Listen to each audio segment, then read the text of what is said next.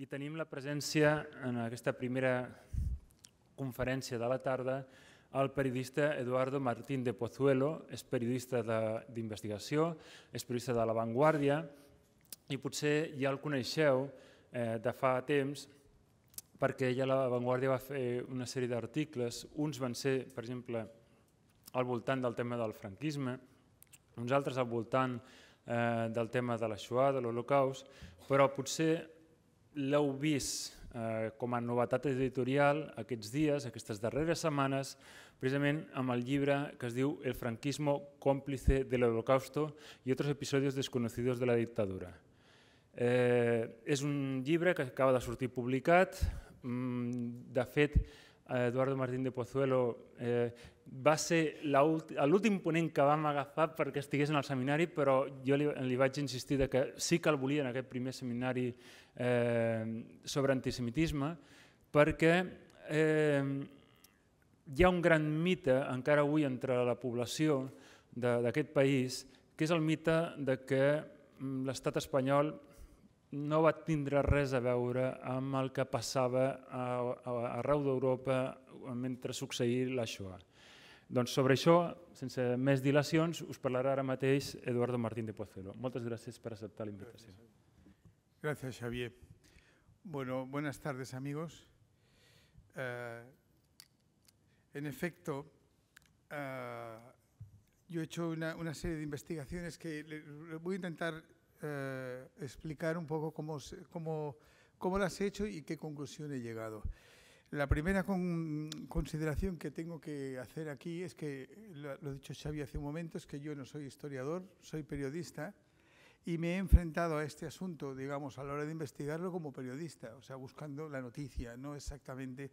Y me he ido sorprendiendo a mí mismo con lo que iba descubriendo. Yo tengo, por mi edad, tengo 60 años, estudié en el colegio, pues que Franco fue un benefactor y un protector de los judíos, pese a que luego en los discursos se escuchaba paradójicamente que hablaba del contubernio judeo-masónico constantemente. Pero nunca le di demasiada importancia a eso, siempre me pareció que era la retórica de un señor que estaba ahí, que miraba de lejos y al que no le hice demasiado caso hasta que fue un poco más mayor, que me cayó mal. Pero tampoco me ha influido eso a la hora de ir a buscar este tipo de documentación.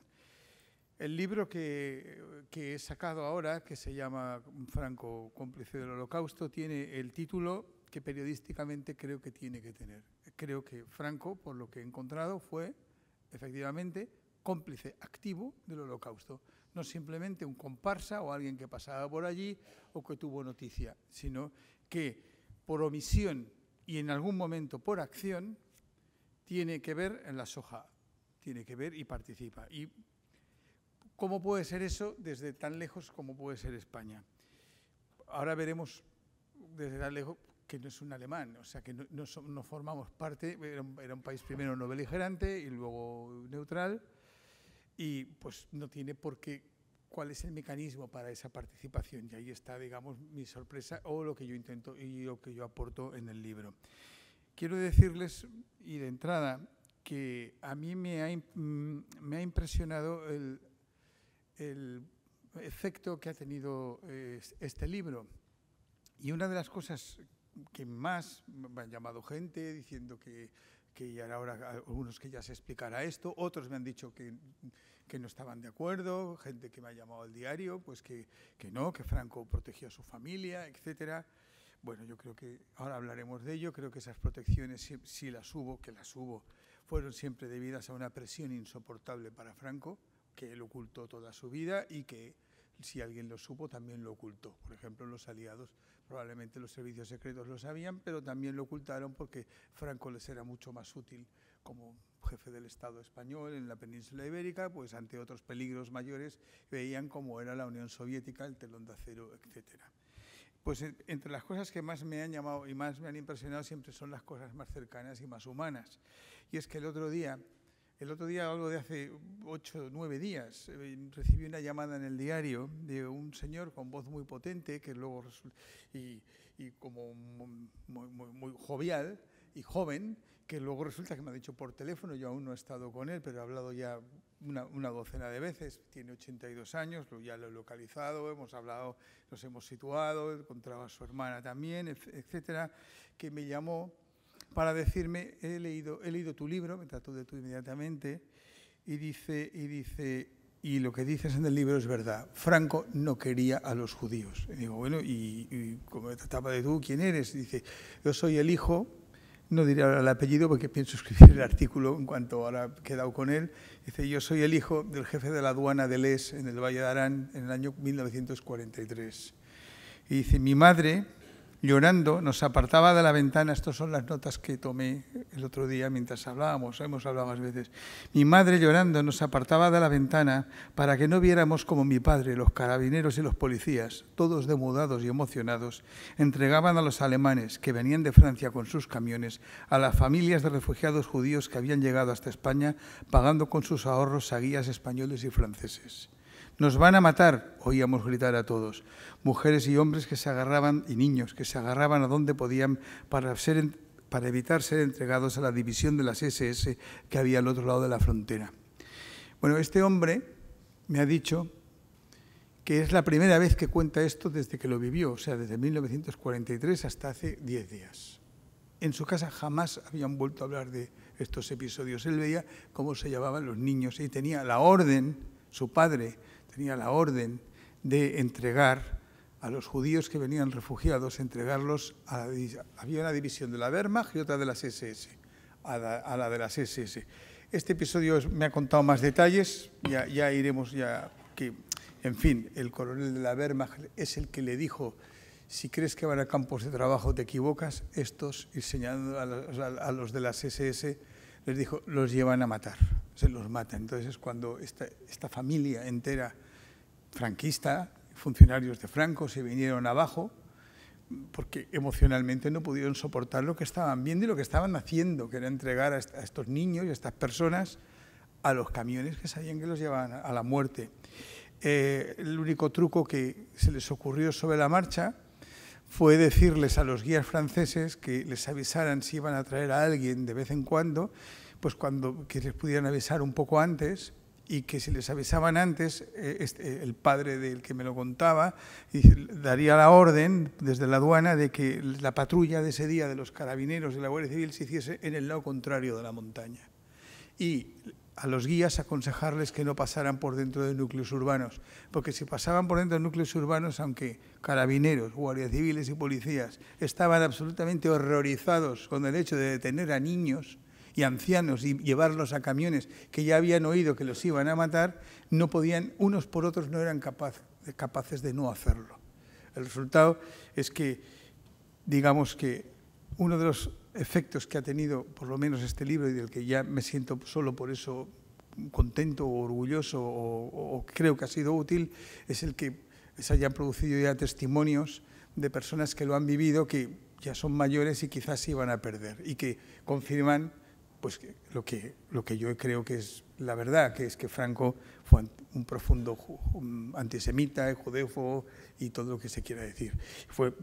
Y además, sobre todo, un gran impostor.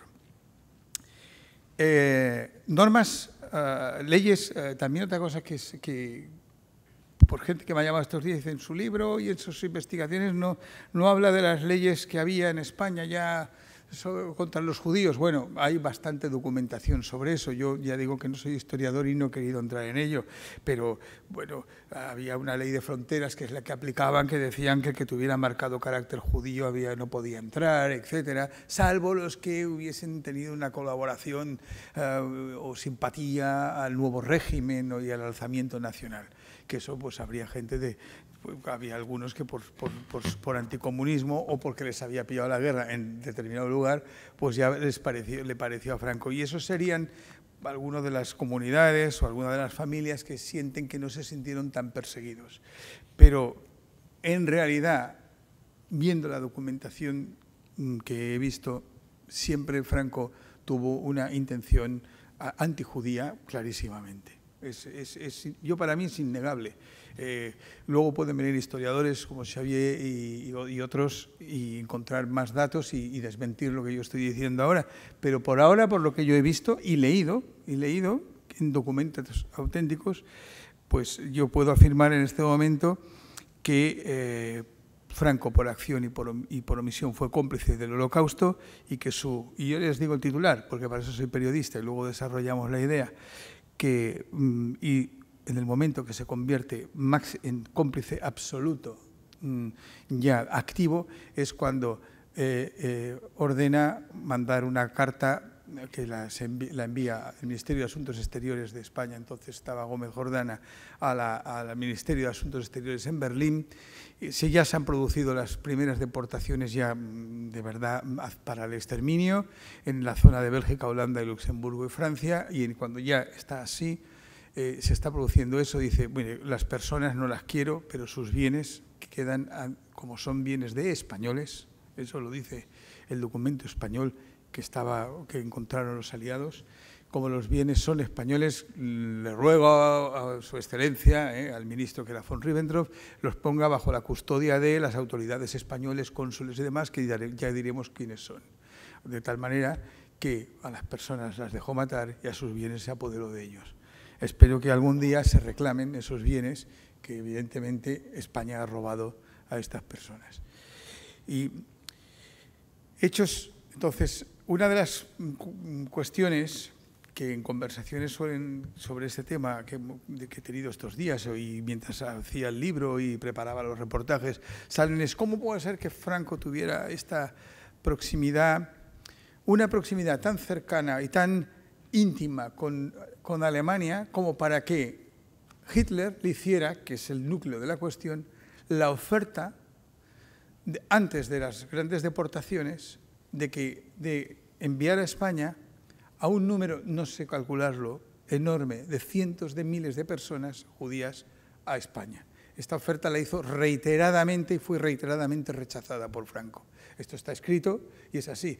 Los documentos nazis son, como se ha dicho antes, os ha ido diciendo, como es la soja, es un exterminio industrial, organizado, con una documentación que podría ser, no voy a dar el nombre de una fábrica, pero de cualquier fábrica, de cualquier empresa, con lo cual están los horarios de los trenes, los transportes, el comunicado número tal a la Embajada de Madrid, la respuesta del comunicado, vuelta a contestar, quién es el que contesta. Entonces hay decenas y decenas de documentos que hablan de esto. Esto no es que hay uno o dos papeles que hablen de ello.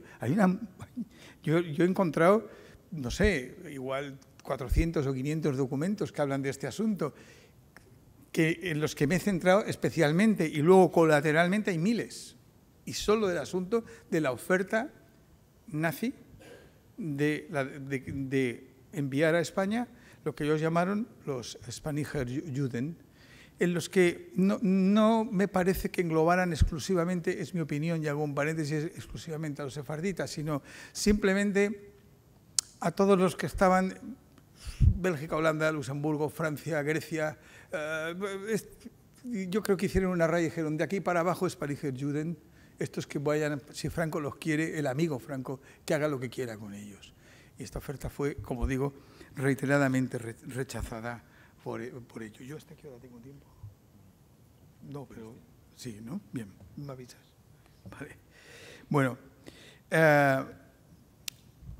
es lo que otra de las claves, o la clave de todo este asunto que llega, por qué se produce esta oferta, que entraré en más detalle en ella un poquito más adelante, pero yo creo que es ver cuál es el panorama, el marco en el que se desarrolla. Y es que a medida que se va viendo esta y otra documentación, lo que sí que se comprueba clarísimamente es que tras la Guerra Civil Española y antes de la Guerra Civil Española, lo que España se convierte es una especie de apéndice nazi del nazismo, un apéndice del Tercer Reich, pero hasta un punto verdaderamente insospechado. De hecho, lo hemos tenido delante de los ojos siempre y quizá no lo hemos visto, en los libros de historia incluso, y no hemos sabido verlo con tanto. Y también por una deformación quizás semántica de decir que Franco era fascista. Y el fascismo es italiano, es del fascio, es Mussolini, es otra cosa, pero no, pues Franco era hitleriano y nazi, y era otra cosa. Y aunque su imagen e imaginería, pues quizás la copiaba un poco del imperio fascista y de la idea fascista con las águilas, etcétera, su ideario y su admiración y sus conexiones están dirigidas siempre a la Alemania nacionalsocialista. Empiezan muy pronto. De hecho, no voy a entrar en ello, es muy largo, pero vamos, Gil Robles va a una reunión a Nuremberg del partido nazi, eso empieza. Y luego y eso no se produce con los italianos exactamente igual. Luego, yo tengo aquí algunos ítems que se los doy para situarles y veamos por qué puede haber la oferta luego que hace Hitler, es decir, llévate a los judíos, quédatelos, y Franco se niega, que es donde entra su complicidad, donde yo digo que es cómplice de la Shoah. En el 34 ya llega a Barcelona Hans Hellermann con una orden específica de Himmler. En 1934 se vive en la calle Jesús número 6, en Gracia, y se instala en la empresa tapadera nazi en la calle Aviñó, número 2, y se llama Hellermann and Filippi Import-Export. Era simplemente una tapadera del Partido Nacional Socialista en la que colaboran, y hay unas reuniones que detecta la OSS, la Oficina de Servicios Estratégicos norteamericana, después de que todo haya sucedido. Hay durante una serie de días unas reuniones de preparación del golpe de Estado del alzamiento del 36. O sea que una de las conclusiones que se puede ir viendo es que si o bien desde Berlín se alentó o se dio el último empujón hacia el golpe de Estado del 36, pero al menos Berlín estaba enterado. Este Hans Hellermann, esa reunión la tiene el 15 al 20 de mayo del 36, se reúnen 32 jefes locales del partido nazi en Barcelona con gente próxima al general Mola y a otros militares que luego son los artífices, aunque fracase el golpe en Barcelona, artífices del golpe aquí. Luego ya hay los falangistas, sería muy largo de explicar, también se ofrecen, y hay otra conexión con grupos falangistas. Ya empieza a haber una vinculación, un hilo conductor entre Berlín y los que van a vencer luego la guerra civil. Y un hilo conductor muy intenso. Luego hay mucho más, hay económico con la Sofindus, la GISMA, las empresas que se crean de financiación para la guerra y, en fin, y más el apoyo militar, del que ya no vamos a entrar en ello. El 23 de mayo del 36, Hans Hellermann desde Barcelona viaja a Berlín para ya informar en Berlín de cuáles son la situación de las tropas españolas en relación a un futuro golpe de Estado, o un inminente golpe de Estado en España contra la Segunda República. Hitler, evidentemente, no le gustaba nada la Segunda República porque la debía considerar, en términos coloquiales, roja. Y en su proyecto de la Gran Alemania, una España, le interesaba más una España de corte fascista o de corte tipo, como era Italia, ya empezaba a ser, o era Italia en aquel momento, que era de la Segunda República. En cualquier caso, ve claramente que si hay un grupo de españoles y de militares españoles que están dispuestos a sublevarse contra la Segunda República, hay ese apoyo. Esto yo creo que exigiría muchísima más investigación, pero hay esta documentación inequívoca, están los documentos de los viajes de Hellermann, las conversaciones con Himmler, en fin, es un elemento clarísimo. A partir de ahí, bueno, hay el levantamiento, aunque no triunfe en Cataluña, pero ya se firman una serie de tratados de amistad. Por ejemplo, hay uno del 20 de marzo del 37, Amistad España-Alemania, que es simplemente ya de colaboración, de una intimidad asombrosa entre los dos países. Los billetes, por ejemplo, es una anécdota pero significativa, que se imprimían, el dinero que se imprimía en el Banco de Inglaterra pasa a imprimirse en Alemania. Los billetes de curso legal el 15 de abril del 37 pasan a imprimirse ya en Alemania. Y en el 31 de julio del 38 se firma el acuerdo secreto policial germano-español para el intercambio de detenidos, con el que se suprime el derecho de extradición. Esto no se da con ningún otro país. O sea, estamos empezando a ver que hasta hay una supresión de la legalidad y un arreglo con la nueva legalidad, por llamarlo de alguna manera, nazi. Y ese acuerdo germano-español, en el que la documentación, que ya no he dicho dónde la he encontrado, pero lo digo ahora, esta documentación ha sido rastreo, archivos nacionales de Estados Unidos, archivos del Reino Unido, y Holanda básicamente, luego testimonios de personas que lo han vivido aquí y bastante estudio de hemeroteca, que ha sido bastante interesante porque han aparecido datos que no pensaba que podrían aparecer, y pues en periódicos como el mismo mío de La Vanguardia y otros como ABC ha sido interesante, periódicos que en la época pues eran activos y tenían aparecido algunos datos que, sumados a la documentación desclasificada en estos países, pues van dando estos resultados que yo estoy exponiendo ahora.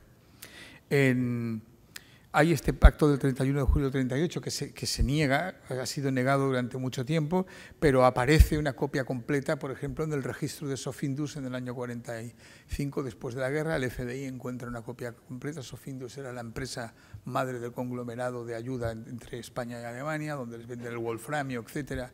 Estaba en Gran Vía número 1 de Madrid, entonces Avenida del Generalísimo número 1. Naturalmente, en el registro que hace el FBI, por ser un local alemán, aparece el pacto germano por el que se suprime el derecho de extradición y se puede detener a cualquiera. Tengo que añadir que Hans Hellermann, el personaje que he hablado antes aquí, con todo esto solo quiero que vean cuál es la cercanía que hay entre los dos países, cuál es la proximidad que hay, que es intensísima, no es simplemente de simpatía, es mucho más que todo eso. Hans Hellermann, cuando se instala en Barcelona y tiene la empresa en la calle Aviñó de la tapadera de Hellermann and Philippe Import-Export, que en teoría traen piezas para motores, pero no hacen absolutamente nada de eso. Todo es propaganda nazi subterránea, crear células nazis, persecución de alemanes disidentes, control del puerto. Hay una cosa que le encargan que se llama Servicio de Control Portuario, que es una rama de la Gestapo al que él se la encargan que la lleve adelante a Hellermann. Y simplemente, bueno, entre las otras cosas consiste en la detección de judíos o disidentes alemanes para ser detenidos y llevados inmediatamente, sin ningún tipo de legalidad, a Alemania, o ser fusilados o incluso asesinados. Es que ni se sabe. No hay documentación, o yo no la he sabido encontrar al menos, sobre hasta dónde llegó la actividad de este llamado servicio de control portuario, pero que es siniestro. En el libro, no sería muy prolijo ahora explicarlo, pero en el libro está todas las actividades que consistía esto, y evidentemente está desde la detención y juicio en los sótanos de la calle Aviñó de gente y su asesinato. O sea, hasta ese eran las prerrogativas que tenía el personaje este. La conexión aún llega más lejos y yo creo que con eso ya veremos clarísimamente por qué puede haber esa oferta al amigo Franco desde Berlín. El 18 de marzo del 41, este es un episodio poco conocido, muere atropellado en Nueva York un espía nazi que se llama, tengo que leerlo, Ulrich von der Horsten. Pero este señor, Ulrich, no estaba Estados Unidos en guerra, pero Berlín ya había colocado agentes secretos en Estados Unidos. Este espía nazi, Ulrich von der Horsten, su carné era Julio López Lido. Su clave era Joe K. Y comunicaba directamente con Himmler a un apartado de correos de Madrid y otro de Lisboa, siempre a nombre de Manuel Alonso. Manuel Alonso era el nombre clave de Himmler. Y lo hacía con tinta invisible, y ya pasaba en el 41 toda la comunicación que venía desde Estados Unidos hacia Himmler pasaba por España. En el 6 de junio del 41 hay un acuerdo muy poco conocido, pero que ha aparecido desclasificado también y que es interesantísimo de leer en todo su contenido y extensión, que menciono rápidamente. Es que Hitler quiere colocar más espías en Estados Unidos. ¿Y a quién se lo pide? Al amigo Franco. ¿Y cómo lo hacen? Es como de cine, pero es que es tremendo. Reúne a 45 alemanes que, a su parecer, le parecen españoles, o sea, más morenos, etcétera, y en un acuerdo que se firma en 48 horas con Serrano, estos 45 van 45 alemanes y 30 españoles, todos con documentación auténtica española, expedida por el Ministerio de Gobernación español, y entran como españoles todos, los españoles y los alemanes naturalmente, en Estados Unidos para hacer actividad de espionaje para la Auswehr. Evidentemente esta no es una actividad de un país neutral, lo que estoy explicando. Esta es la actividad de un país que está en guerra, es parte del aparato de guerra del otro lado, alemán. Hay más, hay equipos de sabotaje con los alemanes en Gibraltar, que participan españoles, hay fusilamientos de españoles en Gibraltar, que los capturan cuando quieren volar el polvorín, el aparato de guerra alemán que se instala en España es absolutamente espectacular, el KOSP, el Kriegsorganisation Spanien, están todos los servicios secretos alemanes, que son un montón, todos absolutamente hiperdesarrollados, además de la ayuda que ha habido ya en la guerra civil, estoy hablando de los años ya 40. Y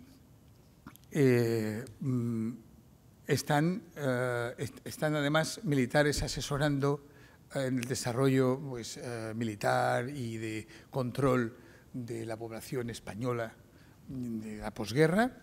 Y como añadido, y eso me afecta a mí como periodista, desembarcan 150 enviados de Goebbels para el control de la prensa y propaganda, que siempre se ha pensado que la prensa era del movimiento y la controlaban Falange. Bueno, pues tenían a su lado, que ha aparecido, yo he encontrado en la documentación, siempre a gente enviada por Goebbels, por los alemanes, por los nazis, para darles instrucciones sobre cómo hacer mejor el mensaje, cómo repetir una mentira hasta que sea verdad, en fin, todo ese tipo de cosas.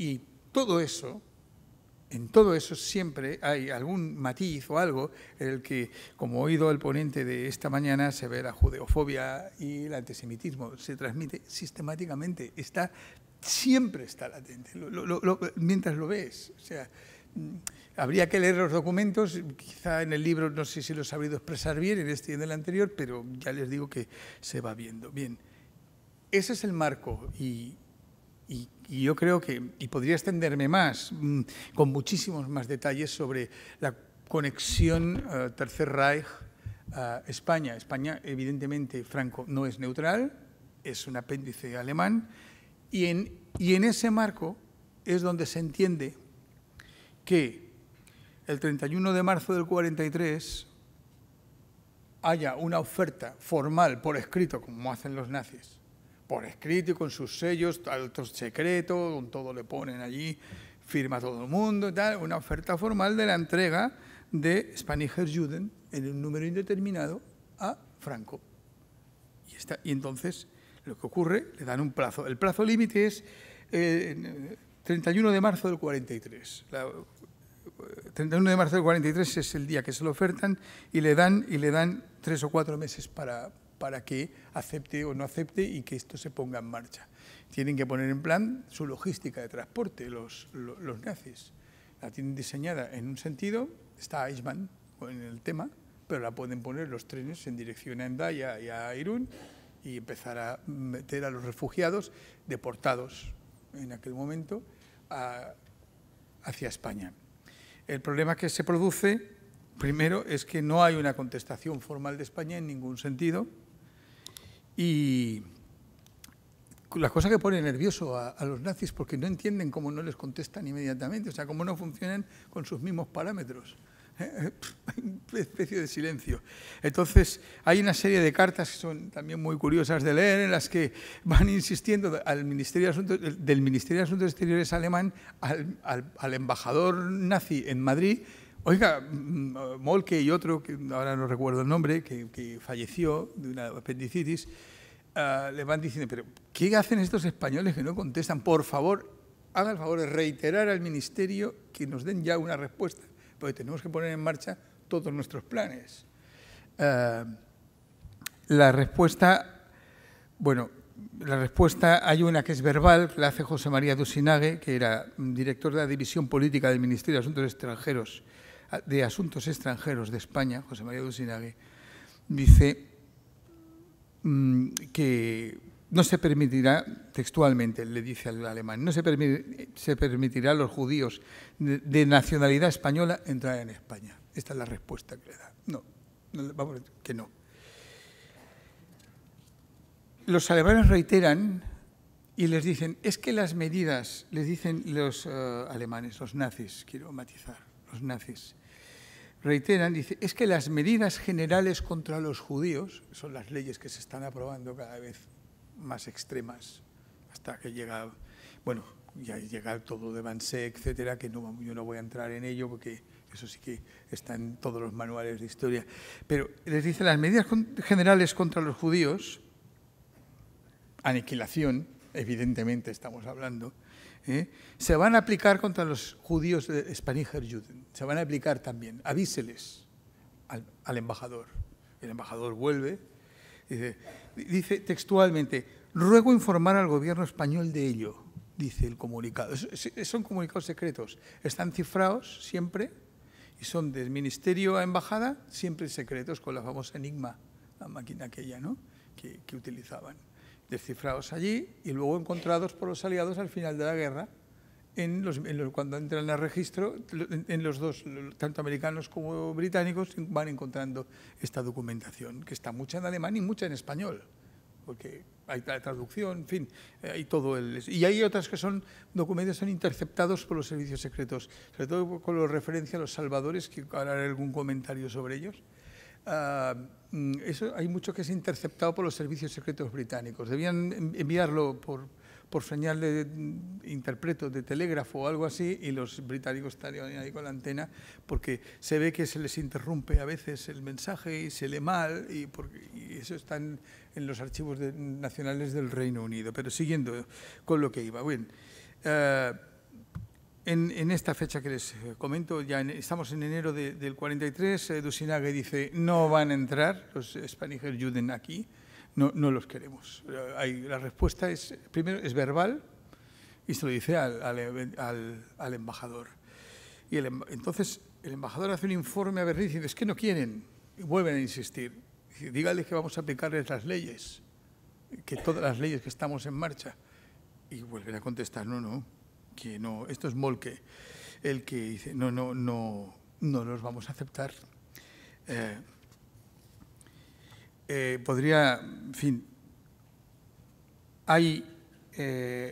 el Dussinage le hace una comunicación ya formal al embajador alemán en Berlín ante la reiterada petición o oferta, digamos, del Ministerio, ya del Departamento de Asuntos Judíos, del Ministerio de Asuntos Exteriores alemán, de todos los Spanischer Juden, que ya digo, es una cosa muy vaga, pueden ir a España y desde ahí que haga Franco lo que quiera.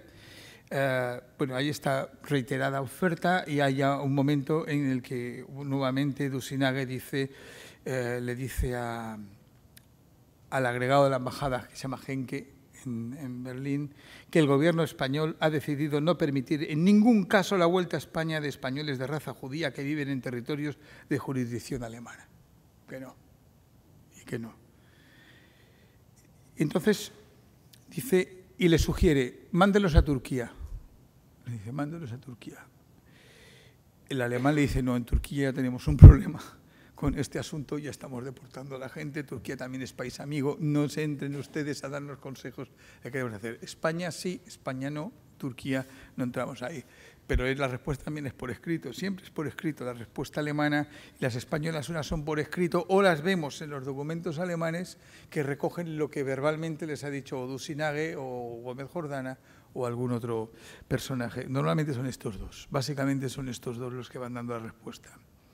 Lo que les dice es que el gobierno español estaría dispuesto en algún caso excepcional a conceder algún visado para personas en tránsito hacia Estados Unidos o Portugal.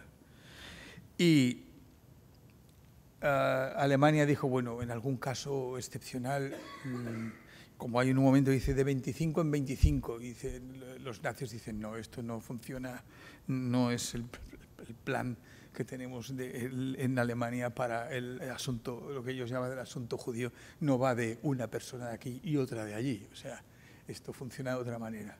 Entonces dicen, no, pues si no es así, si no es uno o dos, aquí en España no vamos a aceptarlos. Y la respuesta vuelve a ser no, y con el resultado que todos sabemos. Y es que además estamos hablando de algo del resultado es conocido. O sea, la soja se produce y los 6 millones de muertos son los que son, ¿no? Y aquí no entró masivamente. Puedo dar un comentario, un paréntesis. Hubo una entrada masiva previa quizá hacia el 40 y 41, que es un momento de duda, pero no está todo en marcha, todo el aparato nazi hasta el punto como lo estoy describiendo ahora. Aquí hay dudas, y de hecho hay una reunión en París, y hago todo un paréntesis, en la que está Serrano Suñer, pero también está Roland de Miota y están algunos de los salvadores en esa reunión, en la que se preguntan, oye, pero ¿qué le dicen al delegado, el delegado invasor al nazi en París? Le preguntan, ¿qué vais a hacer con los judíos? Él hace un acta de esto, es tremendo, porque claro, los nazis levantan acta e informan inmediatamente a Berlín, entonces es que va saliendo un papel detrás de otro con la conversación, y les pregunta y lo que les contesta, y dice, ¿qué vais a hacer con los judíos? Bueno, pues no, vamos a primero campos de trabajo, ahora solo le habla de campos de trabajo y algo así. Y hay un momento y dice, bueno, es que algunos son españoles, bueno, pues quizás sus bienes se pueden poner o no bajo recaudo español, de una tutela de alguien que se emita de España. Y en ese momento, que eso es el 41, sí que hay un momento de duda, digamos, o de impasse, que es cuando se produce una entrada de refugiados judíos que traspasan, digamos, la frontera española, en la que muchos de ellos pueden pensar que le deben la vida a Franco. Pero se la deben no se la deben a una acción voluntaria de salvación, se la deben a dudas, no saben cómo situarse todavía en el 41 con los alemanes, están en dudas de qué van a hacer, están a la expectativa, digo los españoles, el grupo del régimen, a la expectativa de qué va a hacer el régimen nazi, al que admiran y le deben la vida prácticamente, y están mirando. En cuanto el régimen nazi empieza a poner en práctica todo su programa industrial genocida, España se pone, el franquismo se pone, y es clarísimo. Y cuando hay esta oferta, que la que sigo hablando de ella, pues simplemente dicen que no.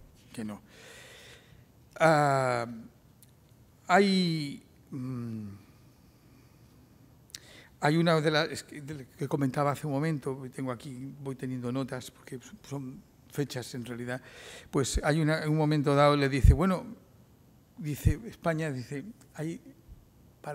yo creo que es mi opinión, tanto insisten desde Berlín que tienen que dar una respuesta desde Madrid, y dicen, bueno, que entren 100, y entonces hay un telegrama. Si no fuese tan dramático, es que todo es un disparate, lo que yo estoy explicando ahora mismo, yo lo veo como tal. Dice que entren 100, y dice, hombre, desde Berlín dicen 100, no se pueden enviar. Y dice, de todas maneras, ya lo veremos después de la guerra. Estos 100 los estudiamos después de la guerra. Es que todo es un cinismo y de una crueldad. Yo lo veo de una perversión tremenda, en mi opinión. Es todo absolutamente perverso.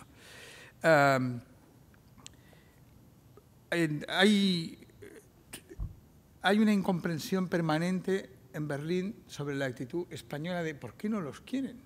¿Por qué no los quieren? Los mandan, tienen Orán, Marruecos, pueden hacer eso, no sé, que los exterminen ellos, ¿no? ¿Por qué no los quieren? Y entonces hay una pregunta reiterada, es muy curioso, es como muy de funcionario, al embajador siempre, explíqueme usted la actitud española, ¿por qué se produce esa actitud española? Y hay dos veces que la respuesta es, lo hago en resumen, porque ya lo hicieron antes, lo hizo Isabel la Católica. Y entonces tienen dos, sonrío, pero es dramático realmente, pero es que es de locos, pero es que es así. Es que le envían dos informes de dos distintos en los que dicen, no, la gran Isabel la Católica, pone el documento, la gran héroe. Entonces la consideran un ídolo, es absolutamente, Isabel la Católica es un ídolo. Aquí, porque Franco lo tiene como, coge el yugo y las flechas, está en el escudo del águila de Franco, ¿no?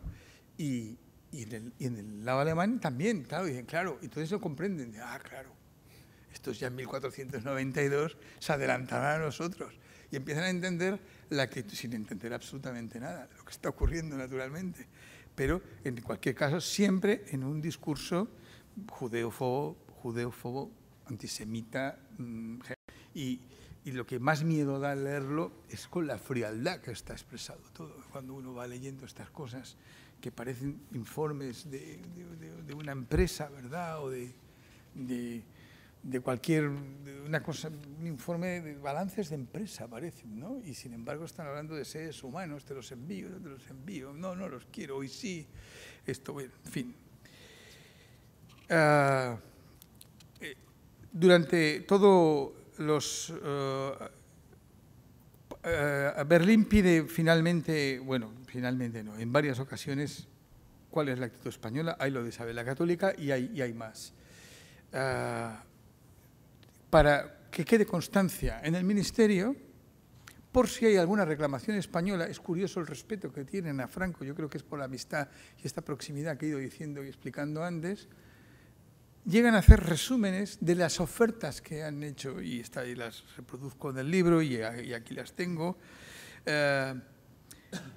y para que quede constancia. Entonces hay una, por ejemplo, que puedo leer una frase simplemente, pero que es muy significativa. Dice, está escrita por el funcionario nazi que está en el Ministerio de Asuntos Exteriores, y dice, pues... España repetidas veces no ha cumplido con el plazo acordado para la vuelta. El permiso de repatriación general ha sido modificado de manera que ahora sería necesario que Madrid emita un permiso de repatriación en cada caso. Esto es, por ejemplo, referido a Tesalónica. Esto pues ya parece que es imposible y no sé qué. Esto lo van almacenando y se va viendo que ha habido, negociaciones. Incluso se llegan a preocupar,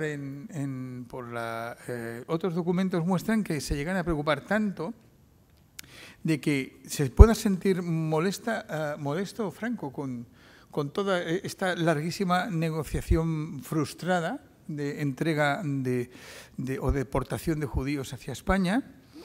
Y hay otro documento en el que le ordenan taxativamente al embajador alemán en Madrid, la siguiente, dice, dígaselo a los españoles, hemos hecho lo que hemos podido hasta ahora, lo que sea lo arreglaremos al final de la guerra, porque ya no hay solución. Y esto viene al caso porque hay en dos momentos, cuando ya se han pasado todos los plazos que han dado los nazis, en que hay un momento que el embajador español en Berlín hace una solicitud diciendo hace preguntas, no solicitud, preguntas de qué sucede qué está sucediendo en Sofía, qué está sucediendo en Bulgaria y qué está sucediendo en Tesalónica.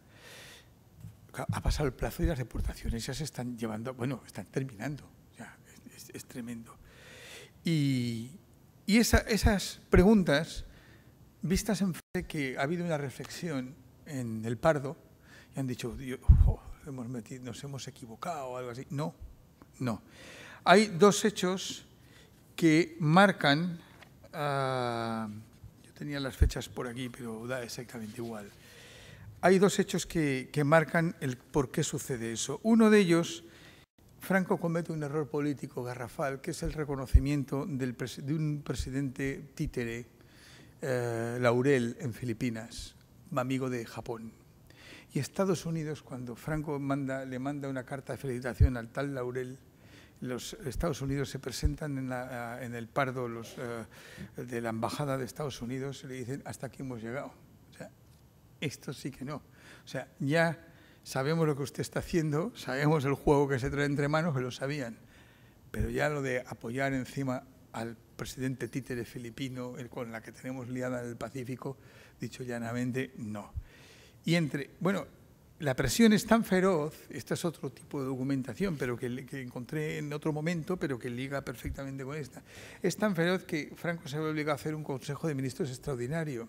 Y del Consejo de Ministros extraordinario, una de las cosas que surgen es la autorización de una serie de visados para Bulgaria, que es cuando autorizan los que son, creo que son 1.100, luego se convierten para 100 familias, los de Saint-Brice y compañía. Bueno, toda esa autorización viene por dos motivos. Por la presión que está recibiendo de los salvadores españoles, por un lado, y de la presión de Estados Unidos, por el otro. O sea, que no es que venga, ha venido a iluminarse, ¿verdad? Y por fin ha entrado en razón. No, no es eso. Y luego tiene otra presión, y hago un salto en el tiempo, que la tiene desde el Reino Unido. Por ejemplo, el duque de Alba le manda varios telegramas, que es el embajador de España en Londres. El duque de Alba, que es un anglófilo, es prácticamente inglés, y es antinazi. Es franquista, pero es antinazi. Y le avisa y tiene visitas constantes de líderes o de la comunidad judía que está allí, que sabe lo que está sucediendo, tiene noticia de las deportaciones, diciéndole, por favor, que interceda ante Franco de que esto está así. Y los telegramas que le envía son de, si no hacemos nada, estas personas van a ser exterminadas. Usa la palabra exterminio, la usa. Él tiene esta presión. Y es que la mujer de Winston Churchill también presiona. También presiona. Y Churchill también presiona. También presiona para que haya alguna ayuda. Y ahí concede algún visado o hace la vista gorda con alguno de los embajadores que están haciendo. Pero no va más allá. Es que esto es lo que hay. Yo no he encontrado noticia de que, bueno, vamos a acabar, por lo menos, si podemos salvar los que quedan, vamos a traerlos para aquí. De hecho, ¿cómo voy? Vamos acabando.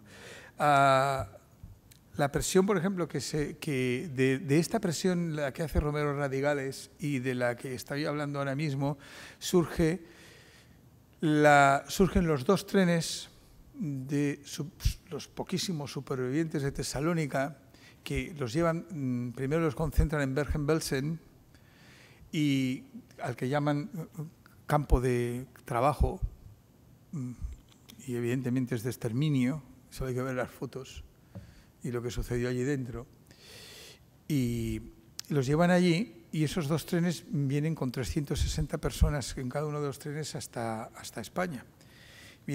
Son producto de la presión. De los dos, los dos llegan a Cerver, uno llega bien, entra en España, hace el cambio se hace el cambio en Cerver por Bou. Estas personas llegan a Barcelona y yo estoy persuadido de que estos 360 del primer tren creen que Franco les salvó, cuando realmente fue una serie de circunstancias y de presiones tremendas, que además los alemanes tuvieron mucho cuidado en que, lo dicen ellos con una palabra que creo que se dice en alemán, Gruelpropaganda, que esta expedición no fuera en trenes como hasta ese momento se estaba haciendo la deportación en trenes de ganado, y como todos sabemos, y de esa manera absolutamente tan inhumana, única en la historia, sino que tuviese otra manera de transporte para que no pudiese ser usado en su contra. Se percibe en las comunicaciones alemanas un cierto sentimiento de culpa, no en absoluto, pero sí intento de camuflar sus acciones, se percibe, y que saben que lo que están haciendo no es correcto. Eso también se percibe, porque dicen, vamos a disimular y que esto no pueda ser utilizado por los aliados en contra nuestra. Y ese tren llega aquí. Pero resulta que el segundo tren, del que hay los horarios, etcétera, y acabamos con ello, en el segundo tren lo que sucede es que las autoridades españolas, que tienen el aviso de hora exacta a la que va a llegar, custodiado por los SS, a Cerver, se olvidan de ir a buscarlo.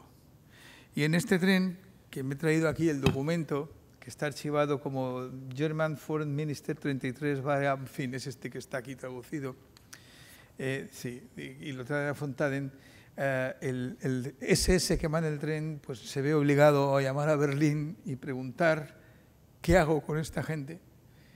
Porque nadie viene a buscarlos. Y la respuesta es, en caso de que la entrega no se realizara, el transporte debe ser devuelto a la oficina responsable, ya que no nos interesa ejercer presión para realizar la entrega. Hay una llamada a Madrid, algún guardia civil debió presentarse, esto no he encontrado el documento, algún guardia civil debió presentarse en Cerver, y finalmente estas personas entraron también en Barcelona después de pasar 72, casi 2 días, prácticamente 2 días encerradas en el tren, también creyendo que Franco les había salvado. Bueno, como me he pasado de hora, simplemente decirles que creo firmemente que fue cómplice del Holocausto, que creo que es bueno que se cuente, que todos debemos saberlo, que los colegios deberíamos estudiarlo y que esto no puede repetirse nunca más. Muchas gracias.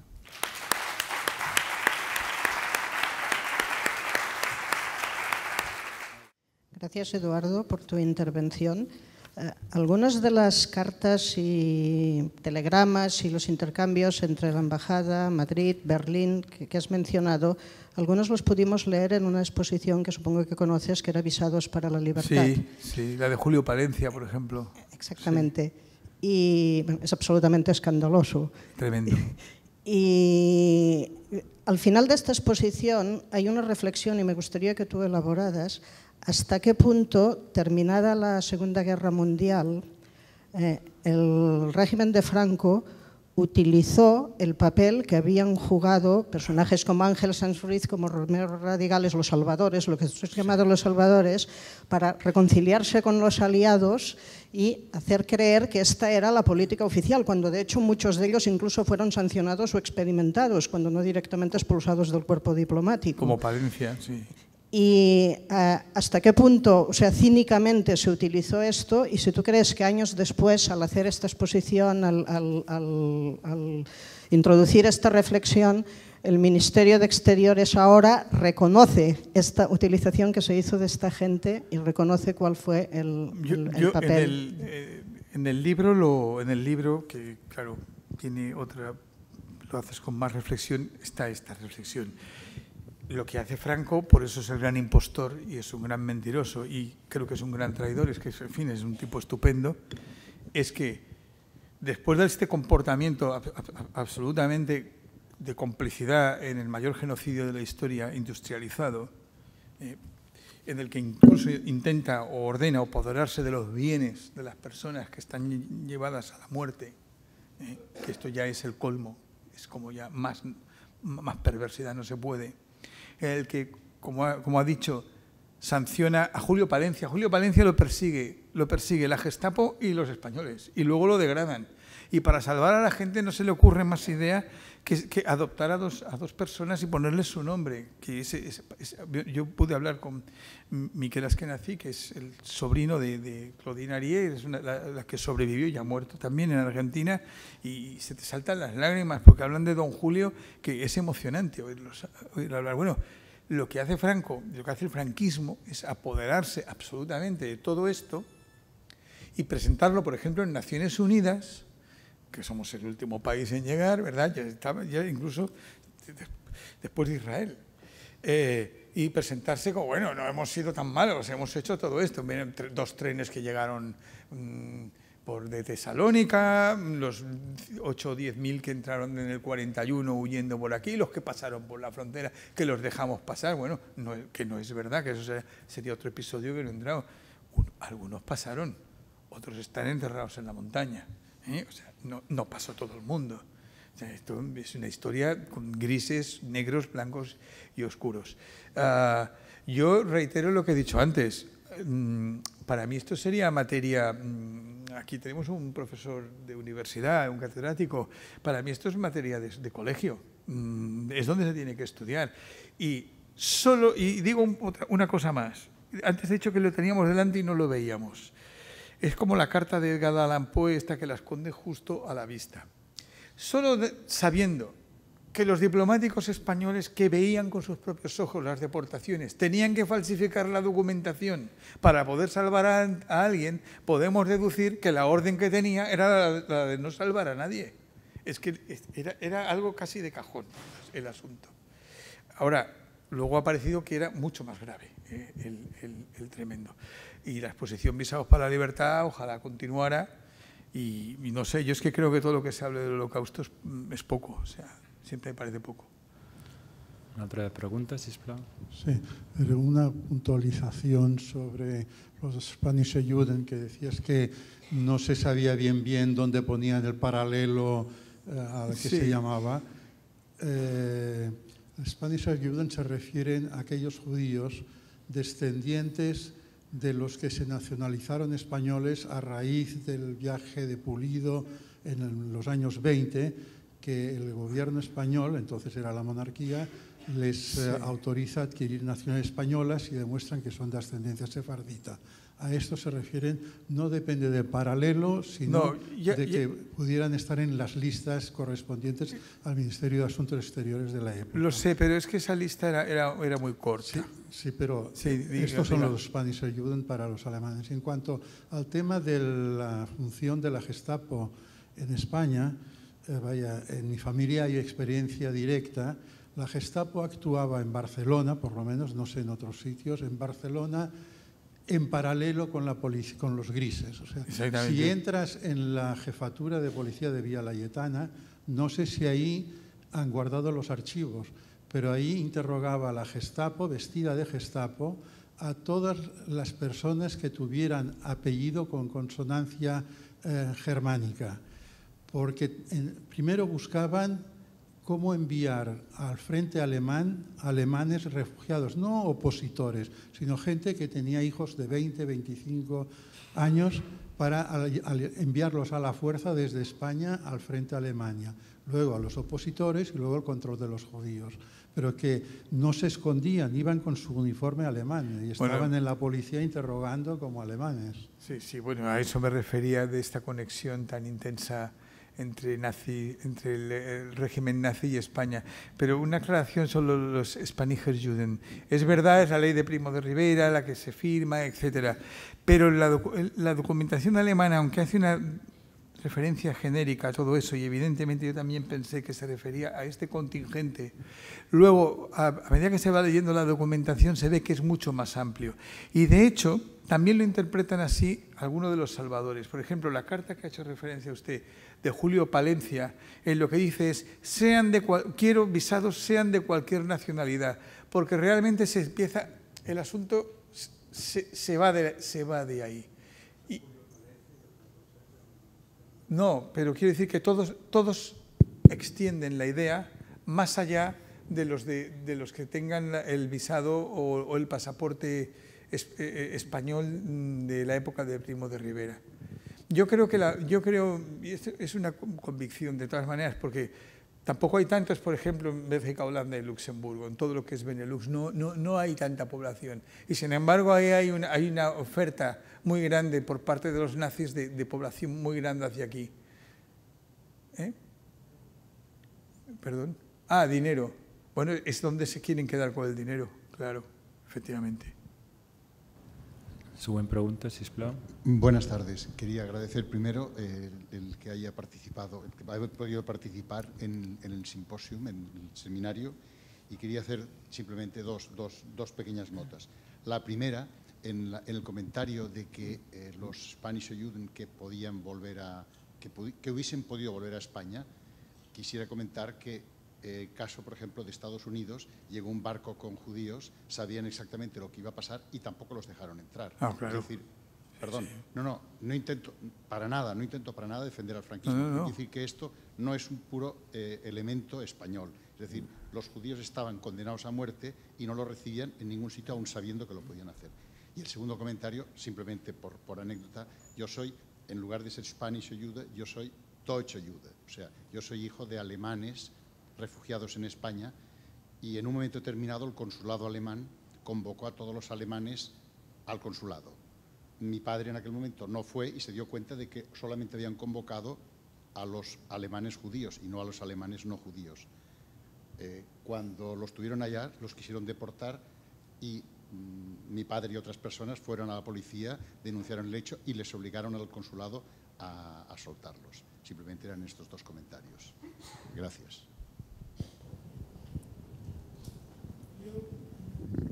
Yo quisiera comentarte que tengo un recuerdo muy vago porque era muy pequeño, pero en mi casa vino la falange, no los grises, no la policía, la falange.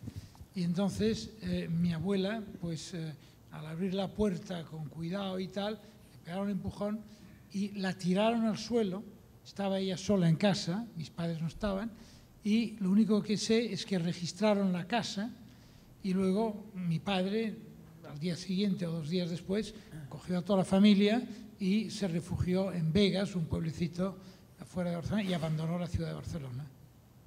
Porque la La Falange, y la Falange vino con listas.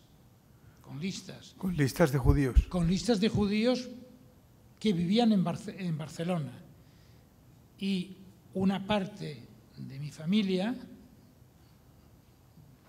lo siento, pero es así de claro, se convirtió al catolicismo con toda urgencia porque estaban en aquellas listas para intentar salvar su vida. Mi padre no. Mi padre optó por seguir siendo judío y distanciarse de Barcelona. Bueno, solo se me ocurre decir que vamos confirmando lo que pasó poquito a poco entre todos. La Gestapo funcionaba como una policía española. Claro.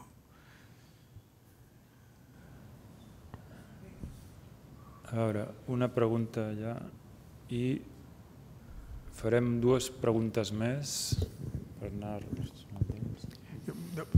Un comentario sobre lo que decía de los demás países. Yo es que no he querido entrar en otros países, pero a ver, Francia tremenda con el asunto judío.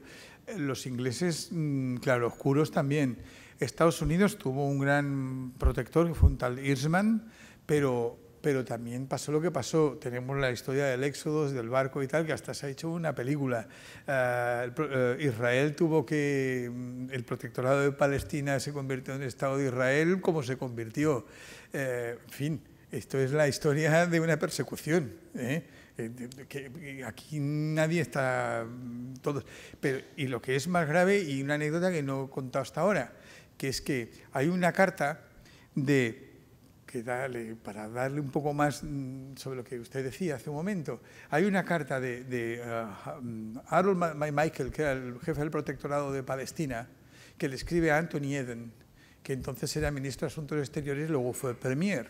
Y es del 44, finales del 44. Y es por otro asunto, es por el asunto de Joel Brandt y la negociación que hubo, en fin, por unos camiones a cambio de vidas humanas, que estaba Eichmann y Himmler implicados, en los que ya los alemanes se veían con el agua al cuello y empezaron a jugar otra partida distinta. Bien, en esa carta, que es cifrada, secreta, y fue clasificada y está desclasificada desde hace poquísimo tiempo, y que es otra de las que localicé en el Reino Unido, en un momento de la frase, lo que le está diciendo Michael a Anthony Eden es: van 6 millones de muertos, no podemos seguir así. Bueno, es que saben hasta la cifra. O sea, saben lo que está pasando los aliados perfectamente. Y aquí hago la pregunta, ¿por qué no bombardearon las líneas férreas a Auschwitz o a Treblinka en alguna acción de guerra? Bueno, pues quizá eso tendría que contestarlo un general de Estado Mayor, porque quizá fue una cuestión de guerra, pero se pudieron parar las líneas logísticas del exterminio y no se hizo. Ya está, perdona por la... No, hola. Bueno, primero de todo felicitarle porque realmente es excepcional. Yo trato el mismo tema y es muy difícil encontrar toda esta documentación. Solamente, muy brevemente, quería hacer una reflexión. Evidentemente, Franco era un gran impostor. Sencillamente que a veces nos quedamos solamente con Franco y con el franquismo, ¿de acuerdo? Y creo que nos va bien hacer la reflexión y qué pasaba con toda la sociedad española. Es decir, estaba lleno de bystanders, aquí nadie hizo nada. Es decir, a ver, estos documentos había seguramente alguien que los estaba tecleando. Es decir, no somos exentos de todo esto. Y a veces solamente mirarnos con lo que hizo Franco, tener aquí ¿no? lo mismo que Hitler, nos es muy fácil nosotros no tener ningún tipo de responsabilidad al respecto, ¿no? Y pienso que es una buena reflexión con respecto también al antisemitismo y judeofobia que existe hoy en día. Es decir, nadie es exento, todos tenemos nuestra responsabilidad y evidentemente, y sin lugar a dudas, el Holocausto pertenece a toda la humanidad. Sencillamente. En eso estamos de acuerdo, en el que el Holocausto pertenecemos y forma parte de algo que nos afecta a toda la humanidad, independientemente de cualquier religión o de cualquier cuestión. Para mí es algo indiscutible, absolutamente. Y en ese sentido todos somos en parte responsables. De todas maneras, la España de 1940, no sé la población civil en general qué conocimiento tendría de todo esto. Era una España de botijo y alpargata en la que llamar por teléfono te decían conferencia de Madrid, mañana a las 4, y a las 4 de la tarde ibas a la cabina y sonaba. Eso no lo he vivido, hasta lo he vivido yo eso. Y no sé esto, pero para ser preciso, periodísticamente preciso, tengo que decir que la documentación que he encontrado solo aparecen los nombres que he ido citando. Y yo creo que ni todo el Consejo de Ministros, esto es una conclusión que saco, estaría de acuerdo, debería saberlo. Esto más bien debería quedar entre Asuntos Exteriores, Dusinaga y los que he dicho. ¿Y por qué pienso eso? Pues pienso por otra cosa, porque cada vez que había un embajador español en el extranjero que veía lo que estaba ocurriendo, se sublevaba contra el ministro y empezaba a desobedecer automáticamente. Y no sé si otros generales, como Quindelán, etcétera, que luego mandaron, es otra historia, mandaron una carta a Franco pidiéndole la restauración de la monarquía. Evidentemente no eran grandes demócratas ni en absoluto ni nada de eso, pero si esta gente hubiese sabido exactamente que se estaba viendo una negociación secreta en la que podían salvarse cientos de miles, o sabe, un número indeterminado, pero de miles de personas con niños y de todas las edades, yo no creo que hubiesen reaccionado bien ante Franco. O sea que no sé hasta qué punto, y esto quizá es el siguiente estudio que haya que hacer, hasta qué punto todo esto era conocido pues, por todo el gobierno, por todo el gabinete de los gobiernos de Franco, ¿no?